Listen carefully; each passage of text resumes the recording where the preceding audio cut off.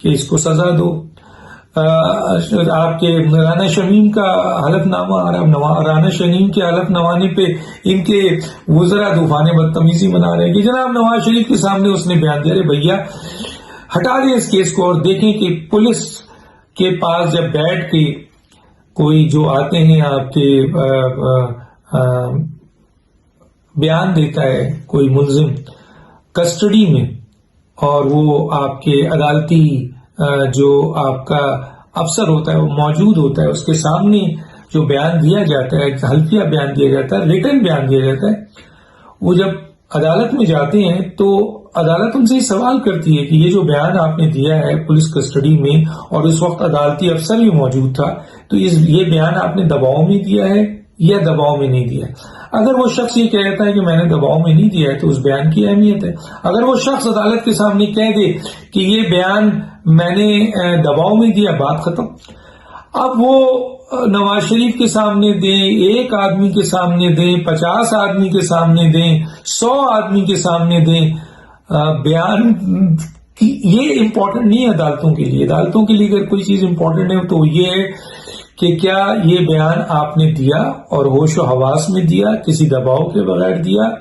اور کیا عدالت کے سامنے آپ اس بات کی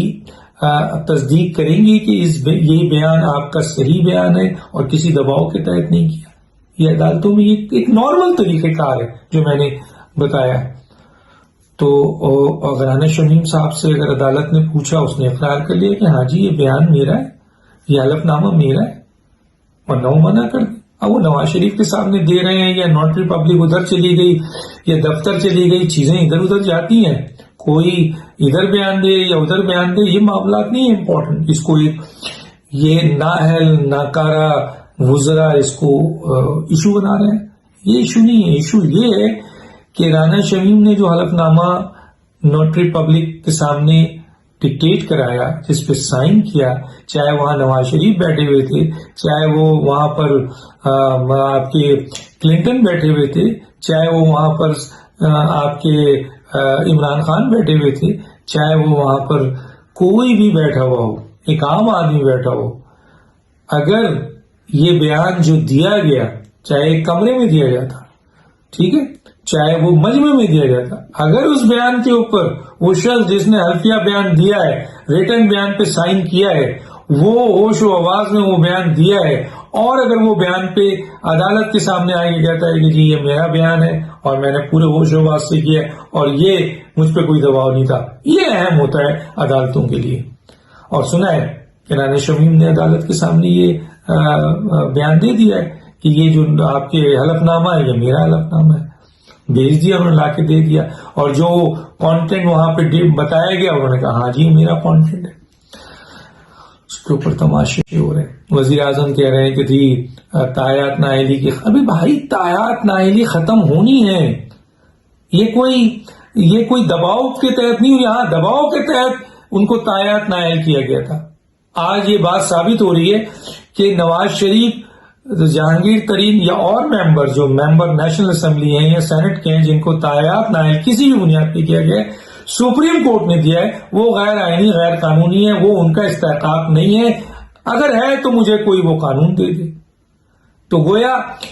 اگر کسی اسٹیج پر کوئی یہ سوال اٹھا لیتا ہے، بتا دیتا ہے کہ جناب قانون تو یہ کہتا ہے، اور اگر آئین اور قانون یہی کہہ رہا ہے تو پھر ان فیصلوں کو تبدیل کیا جاتا ہے. سپریم کورٹ کے کئی فیصلے تبدیل ہوئے، ہائی کورٹ کے کئی فیصلے تبدیل ہوئے. تو اگر عمران خان صاحب یہ بتا دیں کہ نہیں اس قانون اور اس آئین کے تحت یہ ہے، ان کو صحیح سزا دی گئی ہے، تو پھر ٹھیک ہے، پھر وہ کیس چلے گا، سپریم کورٹ پھر دیکھے. اور دوسرا، اگر ان کے پاس یہ نہیں ہے اور وہ صرف یہ کہہ رہے ہیں کہ جی تایات نااہلی ختم کرنے کی بات کی جا رہی ہے، تو بالکل ہوگی. ایک شخص کو ناجائز طور پر غلط سزا دی گئی ہے، چاہے وہ سپریم کورٹ نے دی، کوئی میں فیصلے کی بات کر رہا ہوں. اگر غلط فیصلہ ہے تو اس فیصلے کو تبدیل ہونا چاہیے، یہ کوئی بڑی بات نہیں ہے.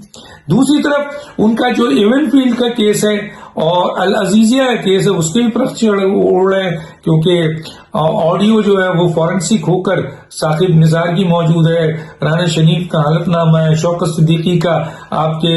ریٹن اسٹیٹمنٹ ہے، اور جناب جج ارشد ملک صاحب کی ویڈیو ہے. یہ چاروں جورسپروڈنس کے لحاظ سے یہ بتا رہی ہے کہ جناب شکوک آ گئے، اور ظاہر ہے جب شکوک آئیں گے، اور پھر دوسری طرف جو ہے یہ بات بھی آ گئی عدالت میں کہ NAB beneficial owner Nawaz Sharif اور مریم نواز کا نواز شریف کا اونر اور مریم نواز کا بینیفیشل اونر کی ڈاکومنٹری پروف ان کے پاس نہیں ہے. تو گویا اور آرٹیکل 13 میں یہ ہے کہ ایک سیم اوفینس میں 3 ٹرائل، 3 پروسیکیوشن اور 3 سزا نہیں ہوتی. تو یہ تو وہ تمام چیزیں ہیں جو نواز شریف کو قانونی طور پر ریلیف دے رہا ہے، اس میں کون سی بڑی بات ہے. اور تاحیات نااہلی میں بھی 4 فیکٹرز تو ہے کہ وہ ریلیف لے سکتے ہیں، لیکن اس کو چھوڑیے، یہاں تو یہ بات ثابت ہو رہی اب ہے کہ ان کو تاحیات نااہلی جو کیا گیا تھا وہ غیر آئینی ہے، غیر قانونی ہے، سپریم کورٹ اس کو نہیں کر سکتی. تو اس پر پریشان ہونے کی پرائم منسٹر کو کیا ضرورت ہے؟ لڑیں قانونی جنگ. آپ بتائیں، اپنے وکیلوں کو بیٹھائیں، جو جتنے سارے آپ نے پالے ہوئے وکیل ہیں ان کو بیٹھائیے نا، اور ان سے کہیے کہ یہ جو قانونی نکات ہے اس کا توڑ نکال کے دیں. ہم مانتے ہیں وزیر اعظم کو قانون کا نہیں پتا، لیکن آپ نے جو ان کو پالے ہوئے ہیں، اتنے بڑے بڑے وکیل آپ نے، تو ان کو کہنا نکال کے کوئی قانونی نقطہ دیں اور اس کو ہمیں بھی دیں، تاکہ ہم اس کو دیکھیں کہ واقعی اگر یہ صحیح ہے تو اپنے الفاظ واپس لیں. باقی اگر کسی شخص کو غلط سزا دی گئی ہے، غلط فیصلہ ہوا ہے، تو اس کو بدلا جا سکتا ہے، اور وہ حالات پیدا ہو رہے ہیں. اب نواز شریف ادھر سے آ رہے ہیں، کوئی کہہ رہا ہے کہ پاسپورٹ ایک پاکستانی کو میں نے کہا روک نہیں سکتے. عمران خان صاحب